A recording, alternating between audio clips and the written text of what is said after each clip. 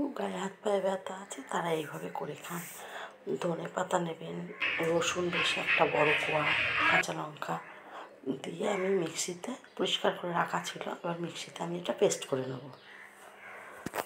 দিয়ে এবার 4-5টা কাঁচা লঙ্কা আর বেশ কিছুটা রসুন দিয়ে দিলাম, দিয়ে এটা মিক্সিতে ভালো করে পেস্ট করে নিলাম।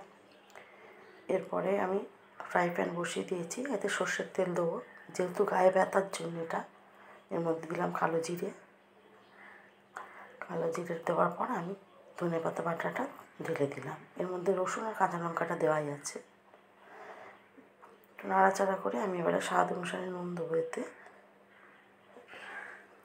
খুব ভালো করে এটা নাড়াচাড়া করে ভেজে আমি আরেকটু তেল দেবো এর মধ্যে, দিয়ে একটু ভালো করে ভেজে নেব।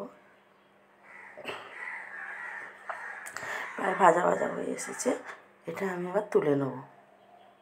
আর একটু তেল দিয়ে দিলাম, দিয়ে এবারে এটা আমি নাড়াচাড়া করে নামিয়ে নেব। এটা গা হাত পায়ের ব্যথার খুব মহা ওষুধ, করে খেয়ে দেখুন, খুব ভালো হয়। হয়ে গেছে, নামিয়ে সার্ভ করে দিলাম। হয়ে গেছে আমার।